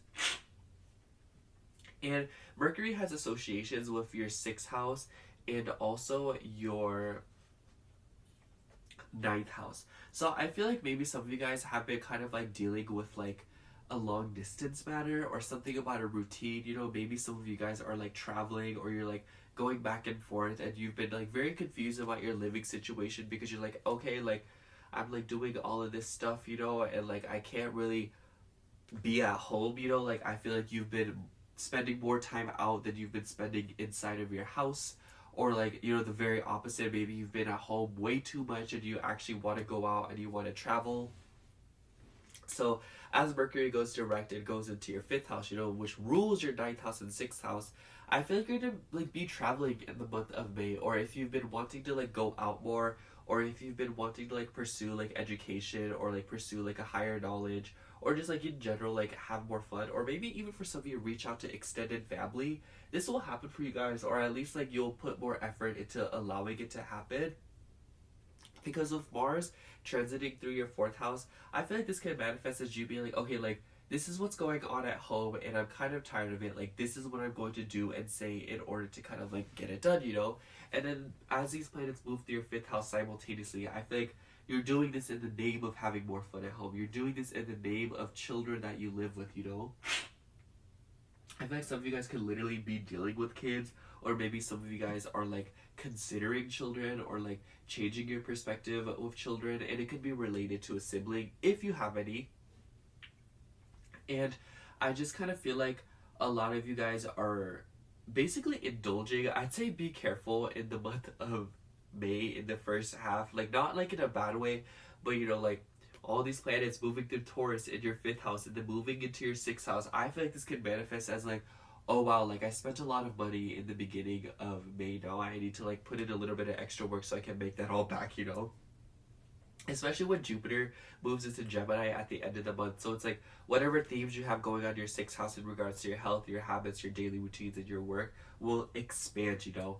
And you could see like an expansion of like responsibilities, you know, in regards to your home. You could see like just an increase in responsibilities in regards to your mental health, because Jupiter has connections to your 12th house of subconscious, of sleep patterns, and of, you know, like your mental health. So I feel like you'll see like an expansion in your 6th house in the name of your mental health, in the name of your subconscious, in the name of your sleep patterns. So I feel like, you know, with these planets going through like your 3rd, 4th, and 5th house, mainly your 3rd and your 4th, I feel like this can manifest as you like not getting enough sleep, or like not getting enough, time to kind of rest and recuperate so that, like your mental health doesn't go down the pooper. And then, Venus will also be in your fifth house. It's just kind of like not much is going on because your chart ruler is very slow moving, but I will say that in the beginning of June, planets will start to come into a square with your chart ruler in your third house and in your sixth house. And I feel like you'll start to kind of feel this at the end of May, or you'll start to anticipate it, and it's definitely something to look out for. And it kind of just feels like you'll be thinking about it too much. I'd say that with these transits in the fifth house, just learn to have fun, learn to embrace your inner child, and learn to embrace the children in your life, and tap back into your creative projects. I feel like that's really what it's about, because I feel like you guys have just been very burdened with responsibilities at home, like all of April, to be honest. And like May is just going to be about like, okay, like you've been working a lot, so like trying to have some fun and actually enjoy the money that you've been working so hard for, you know what I mean? And I feel like this kind of came to a head in, the end of April, where like, this full moon in Scorpio was kind of like, hey, like is this really the vibe, like especially because it deals with like your 11th house. So I feel like something about your friend groups, like maybe you could be like having a conversation with a friend, or maybe you're wanting to go out more with a friend, or maybe there was a conversation that you had with a friend about your living situation and about your siblings and about, your ideas and the way that you communicate in the household that's kind of like being scrutinized right now. Sorry, I don't know why my nose is so runny. So, and then we had this Jupiter and Uranus conjunction in your fifth house. So I feel like children could have come up in the month of April, and Jupiter has connections to your 12th house once again, and Uranus has connections to your second house. So I feel like subconsciously, like you expanded on like your self-esteem and your personal beliefs when it comes to children, when it comes to your creativity, your hobbies. Maybe there's something in your life that you're like, oh, that's stupid, I would never do that. And then May, you're kind of like, oh wow, like that is actually something that I really love to do, that is something that I want to do more of. Or maybe there's something that you were doing and then you thought you believed in it, and you thought you liked it, and then in May you're kind of like, no, like this is dumb, I don't want to do this anymore. I say Capricorns, you're gonna have a really fun May, honestly. I feel like you guys are about to just like embrace your inner child, do a lot of healing at home, and kind of like let go of like toxic, confusing dynamics at home in regards to communication and how ideas flow. And some of you guys may also just kind of be like traveling more, or kind of like doing things to better your routine and your health in the name of your mental health and your like mental well-being and your subconscious and sleep patterns. So yeah. That's all I have for you, Capricorn. Thank you so much. Bye. Love you. Hi, Aquarius. Welcome to your May horoscope. Two things before anything. One, if you hear my nose running, I'm sorry. I don't know why my nose has been so runny. And two, I know this is not the right chart, but just bear with me. Let me cook. Just let me cook. All right. So let's get right into it. The first thing that I've been talking about to every sign is the full moon in Scorpio that occurred at the end of April, and the fact that it squared Pluto, and it also opposed the sun in Taurus. So first of all, that's a lot of fixed energy. Scorpio deals with your 10th house of career, of like your reputation and your work. The first house is yourself, your sense of being, and also your appearance. And the fourth house deals with your home, it deals with your family, it deals with your living situation, and even the past.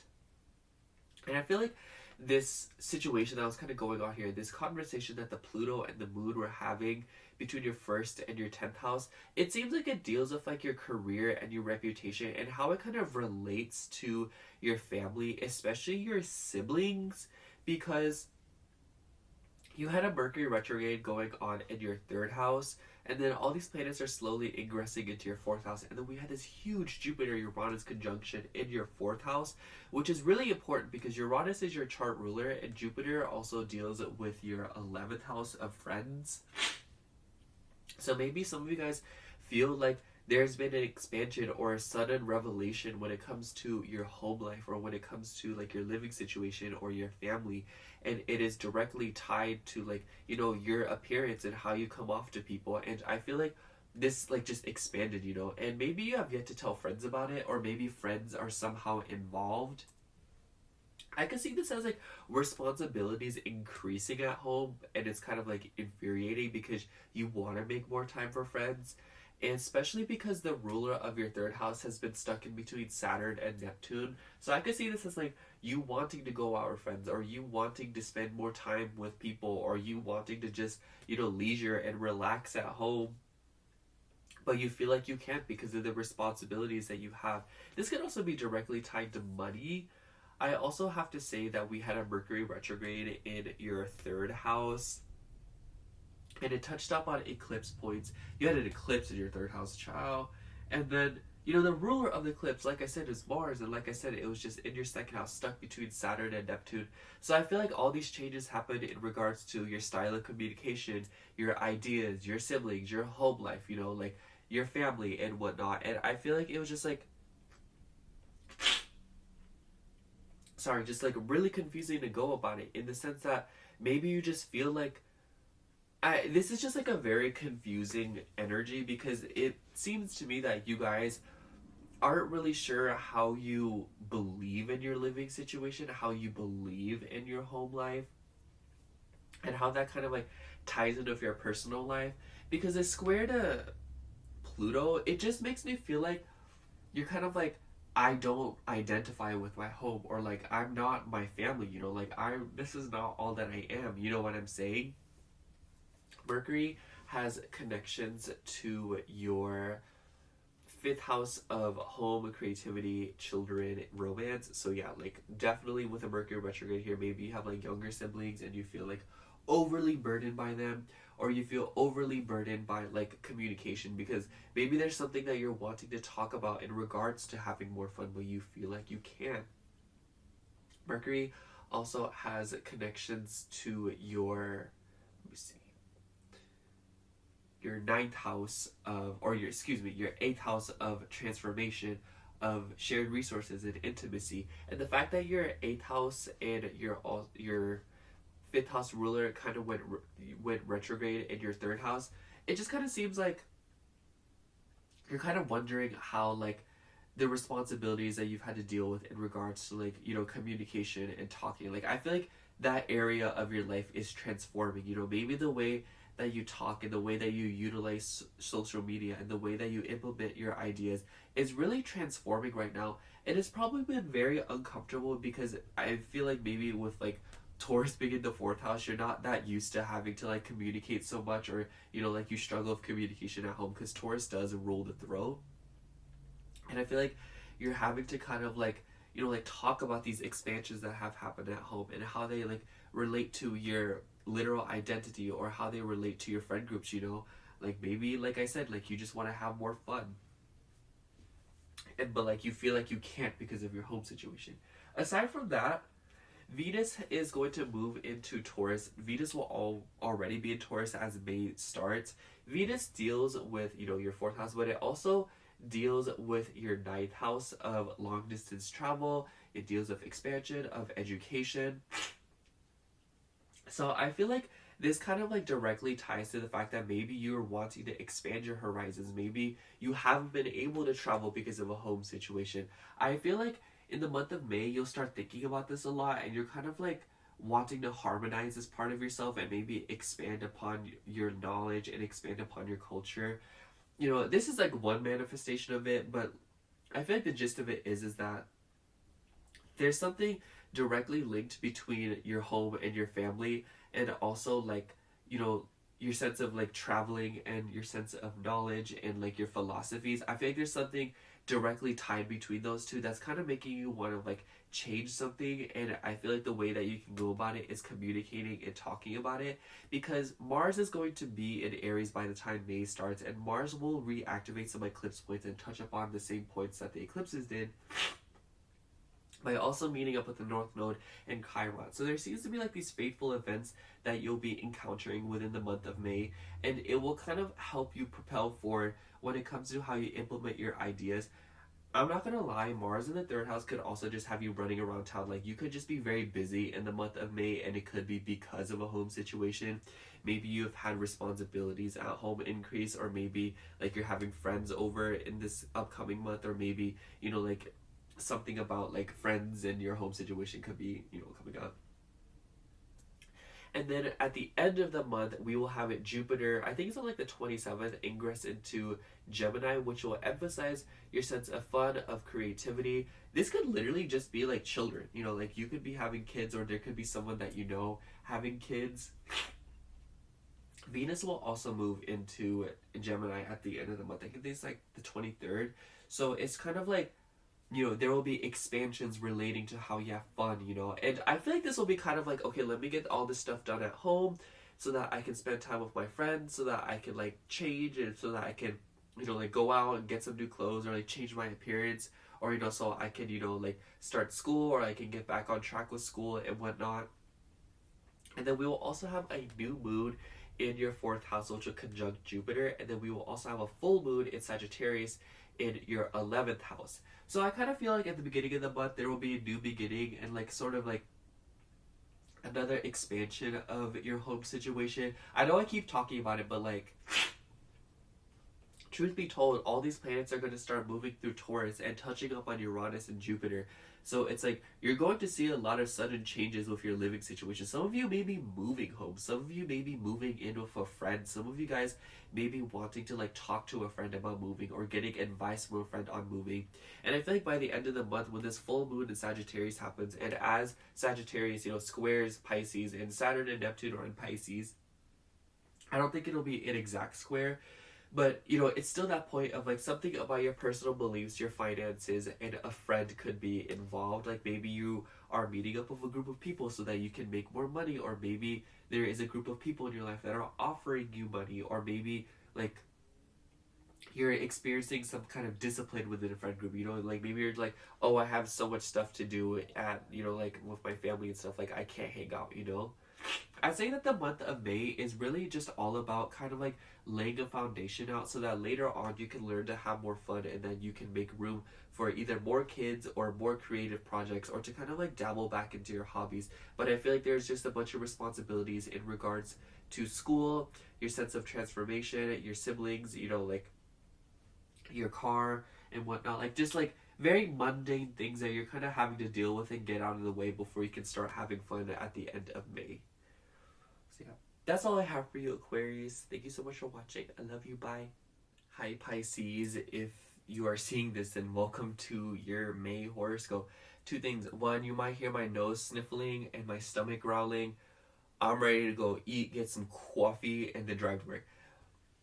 Two, if I know this isn't the right chart, but it's just bear with me. Let me cook, okay? This has worked for me for 12 other signs. I promise it'll work for you too, okay? Like, just let me cook. Just let me cook. Stop. Anyways, my Pisces, is there a lot going on for you guys? So, I want to say that the first thing that I've been beginning with is the full moon in Scorpio that occurred at the end of April, and the fact that it squared Pluto. So this was it. Pluto was in your 12th house of, or it's in your 12th house of subconscious, of sleep, of mental health. And this is important because you're a Pisces, and Pisces, you know, is associated with the 12th house. And it was squaring the moon, which was in your 9th house of long distance travel, of higher beliefs, of education, of philosophy, and faith. And this full moon also opposed the sun in Taurus in your 3rd house of, you know, like ideas, communication, and, you know, siblings in your car. So I kind of just feel like whatever was going on here, it definitely kind of sucked the life out of you and really exhausted you, and it probably induced a lot of paranoia within like your day-to-day. I literally wouldn't be surprised if for some of you guys, like, you had to like drive really far somewhere, or if you had to like do like a long distance thing Or if like something about school came up and you had to like change something in like a technology, you know, like maybe like you were registered for something, or you had to like go online and fix something, you know, maybe if you bought plane tickets and you're wanting to travel, I feel like this was like, okay, like this is how I can buy it, like this is what I need to do, you know. Or maybe you like fell short of it and you had to borrow money from someone, something like that, because Scorpio does deal with shared resources. Anyways, so at the beginning of the month, you'll automatically feel so much lighter because Mars will be out of your sign and it will be in your second house. And, you know, it will be done interacting with Neptune and Saturn. And this is really important because these eclipses happened in your second house, or this Aries solar eclipse happened in your second house. And then we also had a Mercury retrograde in this house for you. And this was probably like very exhausting for you because it probably dealt with like money. I could see this as like, you know, like maybe you dropped a lot of money on something, or maybe you had to like invest a lot of money into something, perhaps like a vehicle or like a gadget, in order to like make your routine or like something about your life easier. Because this Jupiter and Uranus conjunction happened in your third house, which rules your car, but it could also deal with like gadgets, it could deal with siblings, it could deal with ideas, communication. So I feel like maybe you could have been like, you know, like investing into an idea, or like maybe you had an idea and you like dropped a lot of money for it. Uranus deals with your 12th house, and then Jupiter deals with your 10th house. So I feel like maybe some of you guys were like, you know, like very afraid of something with your career, or maybe like you saw an expansion within your career, and maybe like with this Scorpio full moon that happened like right around the same time, it maybe brought up a lot of like, you know, like deep wounds in regards to like your self-esteem and how it relates to your career and your mental health, you know. I feel like maybe you felt like you had no control over it either, with the ruler of this, you know, Mercury retrograde and eclipse being in between Saturn and Neptune right there in your first house, you know. I feel like maybe you took some like fateful events in April personally, you know, and it probably like really hurt you or like re-agitated some old wounds. But just know that Mercury is out of its retrograde and it will leave its shadow period in the beginning of May, and it will then ingress into Taurus mid-May, which kind of just makes me feel like, you know, Mercury has associations with your fourth house of home, of family, and it also has associations with your relationships. So I feel like maybe you guys have been experiencing a lot of turbulence when it comes to money and your relationships and your living situation, and maybe like, you know, like a friend owes you money, or like a relationship was like draining your money, or maybe someone owed you money, or like, you know, another manifestation of this, like you owed another person money, you know, or like you found yourself like having to spend more money in regards to like a home or a relationship. And maybe with like the stuff that happened with Jupiter, you know, and relating to your 10th house, maybe there's something that happened at work, or there's like a dramatic change at work that kind of like pinched your financial situation and you felt like you couldn't do anything about it. But know that Mars will move through your second house, reactivate these eclipse points, but Mars will be away from Neptune and Saturn. So you'll just kind of feel like you have more control over your money and like your living situation, and like you'll just feel like you have more control over like your self-esteem and whatnot, and you'll really build yourself back up in May, you know, like no, like this, you're gonna be like, this is not how it's going down, you know, like this is what I'm doing to kind of change my circumstances, you know, I'm not doing this. And then in the beginning of May, Venus will already be in her home sign of Taurus in your third house, and you know, Venus has connections to your eighth house of shared resources, of, you know, like intimacy, of transformation. So I feel like Venus moving through Taurus in like your third house and having connections to your eighth house, I almost wonder if you're like profoundly transforming like your day-to-day routine, or you're changing something about how you think, or like you have these ideas that you've been wanting to implement to kind of like transform yourself. I feel like you could very well like implement these ideas in the month of May, and it will really like transform your life for the better. And it could be in regards to like a home situation, because at the end of the month, Jupiter's going to move into Gemini, which is really important because you're traditionally ruled by Jupiter, and then Venus will also move into a fourth house. So I feel like, you know, with it having connections to your third and eighth house, like I almost wonder if this will literally be you investing more money into a living situation, you know, to, you know, make your living situation better. And as these planets all touch up on Jupiter and Uranus in like your third and fourth house, I just feel like you'll experience a lot of shakeups and a lot of changes in regards to your living situation. You might have a conversation with a sibling about it, or you might have a conversation with a partner about it, and it will just be kind of like, oh hey, like if we put our money together we could buy this, you know, or hey, if I have this idea, like what if we, you know, and it will help you transform and it will help you change for the better, especially because we have a new moon in Taurus and it will conjunct your chart ruler Jupiter, you know. You know, Neptune's your modern day ruler and Mars will get away from it, so like either way you're going to experience a lot of expansion and a lot of forward movement in the month of May. And then we're also going to have a full moon in Sagittarius, which will naturally square your ascendant because Sagittarius, you know, squares your ascendant. And I don't think it'll be an exact square, but you know, Saturn and Neptune are there, and then the moon's gonna be there. So I feel like you'll experience another illumination of something in regards to your career, of your work, and your reputation. And it will be a time where you kind of have to go about it in a very disciplined manner instead of being idealistic about it. But I feel like you'll be very well equipped to deal with it because all these planets will have finished moving through your second house, and Mars will be, you know, moving through your second house. So it's like, you know what, like I'm going to heal this, I'm going to change this. This is not how it's going down. Like I want to make more money, or I want more things, you know. And then it's going to be the sense of like, you know, like I'm moving forward, I'm doing better for myself. Like that's just that on that, you know.